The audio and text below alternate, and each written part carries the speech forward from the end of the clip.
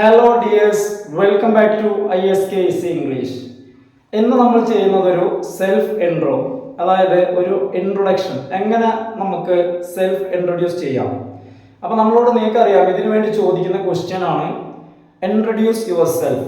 നമ്മൾ ഏതൊരു interview attend ചെയ്യുകയാണെങ്കിലും, ഇനി ഇൻ്റർവ്യൂ അല്ല, നമ്മളെ മറ്റൊരാൾക്ക് പരിചയപ്പെടുത്തി കൊടുക്കുമ്പോൾ നമ്മൾ നിർബന്ധമായിട്ടും നമ്മൾ അറിഞ്ഞിരിക്കേണ്ടത് എന്തായാലും നമുക്ക് ഭംഗിയായിട്ട് ഇൻട്രൊഡ്യൂസ് ചെയ്യാൻ നമുക്കറിയണം. അപ്പോൾ നമുക്ക് എങ്ങനെ നന്നായിട്ട് നമുക്ക് ഇൻട്രൊഡ്യൂസ് ചെയ്യാം. അപ്പോൾ നമുക്ക് നേരെ വീഡിയോയിലേക്ക് പോയാലോ. അപ്പോൾ നമ്മൾ ആദ്യമായിട്ട് നമ്മൾ ശ്രദ്ധിക്കേണ്ട കാര്യം എന്ന് പറയുന്നത് ഐ കോണ്ടാക്ട് എന്നുള്ളതാണ്. ഇത് ഒരു ഇൻ്റർവ്യൂ അല്ലെങ്കിൽ ഒരു സെൽഫ് ഇൻട്രൊഡ്യൂസ് ചെയ്യുമ്പോൾ മാത്രമല്ല, നമ്മൾ ഏതൊരാളോട് സംസാരിക്കുകയാണെങ്കിലും നമ്മൾ ഐ കോണ്ടാക്ട് നമ്മൾ മെയിൻറ്റെയിൻ ചെയ്യണം. ഇനി നോക്കൂ, നമ്മൾ എങ്ങനെയാണ് നമ്മൾ സ്റ്റാർട്ട് ചെയ്യേണ്ടത്, ഹൗ ടു സ്റ്റാർട്ട് എന്നുള്ളതാണ്. അപ്പോൾ നമ്മൾ എന്ത് ചെയ്യണം? ഫസ്റ്റ് നമ്മൾ ഗ്രീറ്റ് ചെയ്യാം. നമ്മൾ എന്തായി കഴിഞ്ഞാലും നമ്മളെ ഇൻ്റർവ്യൂവർ ഉണ്ടല്ലോ, നമ്മൾ അദ്ദേഹത്തോട് ഹലോ അല്ലെങ്കിൽ ഹായ്, വളരെ ഫോർമൽ ആയിട്ട് തന്നെ ഗുഡ് മോർണിംഗ്, അതല്ലെങ്കിൽ നമുക്ക് ഗുഡ് ആഫ്റ്റർനൂൺ അല്ലെങ്കിൽ ഗുഡ് ഈവനിങ് എന്ന് നമുക്ക് എന്ത് ചെയ്യാം, വളരെ ഫോർമലായിട്ട് hi, hello, good morning sir അല്ലെങ്കിൽ ഗുഡ് ആഫ്റ്റർനൂൺ. ശേഷം നമ്മളെ പേര് പറയണം, നമ്മളെ പരിചയപ്പെടുത്തുക.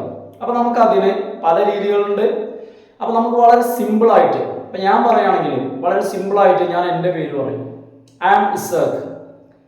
ഇനി അതല്ലെങ്കിൽ നമുക്ക് മൈ നെയിം ഈസ് എന്ന് പറഞ്ഞിട്ട് പറയാം. അപ്പോൾ ഐ ആം എന്ന് പറയുമ്പോൾ ഞാനാകുന്നു അല്ലെങ്കിൽ ഞാനാണ് എന്നാണ് ആമിൻ്റെ അർത്ഥം. I am Isaq. ഇപ്പം ഞാൻ പറയുമ്പോൾ ഞാൻ ഇസാഖ് അല്ലെങ്കിൽ മൈ നെയിം ഈസ് ഇസാഖ്. ഇനി നെക്സ്റ്റ് നമ്മളെ പേര് പറഞ്ഞു കഴിഞ്ഞാൽ അടുത്തതായിട്ട് പറയേണ്ടത് നമ്മളെ ഏജ് പറയാം. അതായത് ചില ജോലികൾക്ക് ഇത്ര ഒരു ഏജ് ലിമിറ്റ് ഉണ്ടാവും. അപ്പോൾ നമ്മൾ എന്തായി കഴിഞ്ഞാൽ നമ്മളെ ഏജ് പറയാൻ നമുക്ക് അറിയണം. അപ്പോൾ നമ്മൾ പറയാം ഏജ് എങ്ങനെ പറയാം? I am 25 years old. ഒരാൾക്ക് 25 വയസ്സാണെങ്കിൽ, ഇനി 30 വയസ്സാണെങ്കിൽ ഐ ആം 30 years old. അപ്പോൾ ഈ രീതിയിൽ നമുക്ക് സ്റ്റാർട്ട് ചെയ്യാം. I am Isaq, I am 30 years old. Next നമ്മൾ പറയേണ്ടത് നമ്മളെ ഏജ് പറഞ്ഞു. അപ്പോൾ നമ്മൾ ഗ്രീറ്റ് ചെയ്തു, നമ്മളെ പേര് പറഞ്ഞു, ശേഷം നമ്മളെ ഏജ് പറഞ്ഞു. നെക്സ്റ്റ് നമ്മൾ എവിടെ നിന്നാണ് വരുന്ന സ്ഥലം പറയണം. ഇപ്പോൾ സപ്പോസ് നമ്മൾ പാലക്കാട് നിന്ന് വരികയാണെന്ന് വയ്ക്കാം, ഐ ആം ഫ്രം പാലക്കാട്. അല്ല, മലപ്പുറത്തു നിന്നാണെങ്കിൽ I am from Malappuram, I am from Calicut. ഇനി നമുക്ക് എന്ത് ചെയ്യാൻ പറ്റും? നമ്മൾ ദൂരത്തുനിന്ന് വരികയാണ്, അത് കാണിക്കാൻ വേണ്ടിയിട്ട്. ഇപ്പോൾ നമ്മൾ അബ്രോഡ്, നമ്മൾ വിദേശത്താണ് ഒരു ഇൻ്റർവ്യൂ അറ്റൻഡ് ചെയ്യുന്നതെങ്കിൽ, അല്ലെങ്കിൽ അതർ സ്റ്റേറ്റ്, നമ്മളിപ്പോൾ തമിഴ്നാട് ഒരു ഇൻ്റർവ്യൂ അറ്റൻഡ് ചെയ്യാമെന്ന് വെക്കാം, ചെന്നൈയിലോ മറ്റോ. അപ്പോൾ നമുക്ക് പറയാൻ പറ്റും ഐ ആം കമ്മിങ് ഫ്രം, അല്ലെങ്കിൽ ഐ കം ഫ്രം കേരള, ഞാൻ കേരളത്തിൽ നിന്നും വരുന്നു.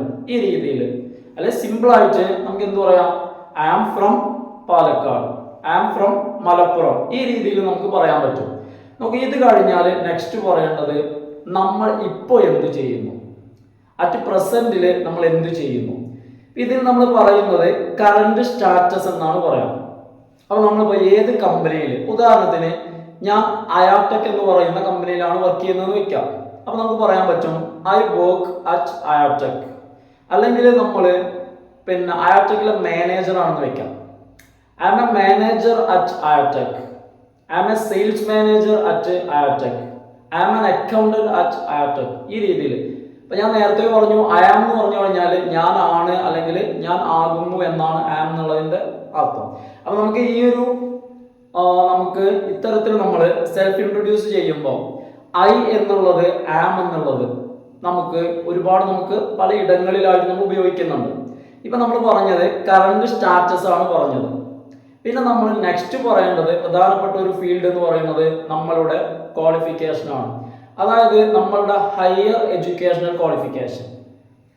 അപ്പോൾ നമ്മളുടെ ഏറ്റവും ഉയർന്ന വിദ്യാഭ്യാസ യോഗ്യത എന്ന് പറയുന്നത്, ഇപ്പോൾ നമ്മൾ ഇംഗ്ലീഷിലൊരു ഗ്രാജുവേറ്റ് ആണെങ്കിൽ നമുക്ക് പറയാൻ പറ്റും ഗ്രാജുവേറ്റ് മീൻസ് ഡിഗ്രി ഉള്ള ആൾക്കാർ നമ്മൾ ഗ്രാജുവേറ്റ് എന്ന് പറയാം, ഡിഗ്രി ഹോൾഡർ.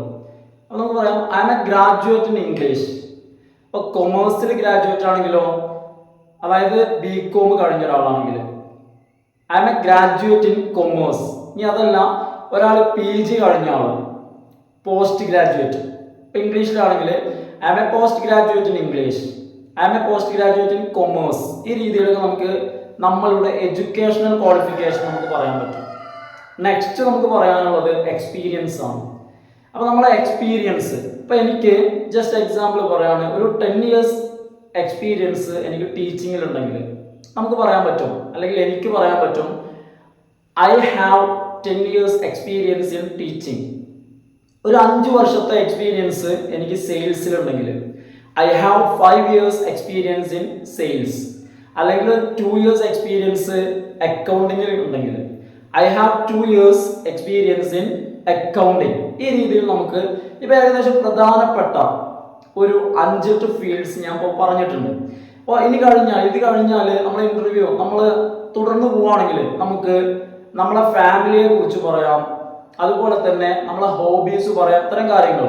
അപ്പോൾ നമുക്ക് ഒരു ഇന്റർവ്യൂ അറ്റൻഡ് ചെയ്ത ആളുകൾക്ക് അറിയണ്ടായിരിക്കും, ഒരു ഇന്റർവ്യൂ പർപ്പസ് ആണെങ്കിൽ നമ്മുടെ CV നമ്മൾ ആദ്യം തന്നെ പ്രസന്റ് ചെയ്യണം. അപ്പം ഇത്രയൊക്കെ നമ്മൾ പറഞ്ഞു വരുമ്പോഴേക്കും നമ്മളെ CV-യിൽ നിന്നും നമ്മളെ ഇന്റർവ്യൂ ചെയ്യുന്ന ആൾക്കാണ് ഇന്റർവ്യൂവർ എന്ന് പറയും. കാരണം അറ്റൻഡ് ചെയ്യണം നമ്മൾ ഇന്റർവ്യൂവി.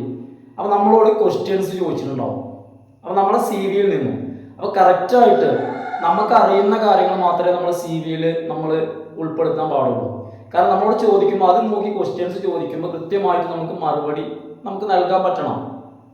അപ്പോൾ ഏകദേശം ഇത്രയാകുമ്പോഴേക്കും നമ്മളോട് ചോദ്യങ്ങൾ ചോദിക്കാൻ മിക്കവാറും സാധ്യത ഉണ്ട്.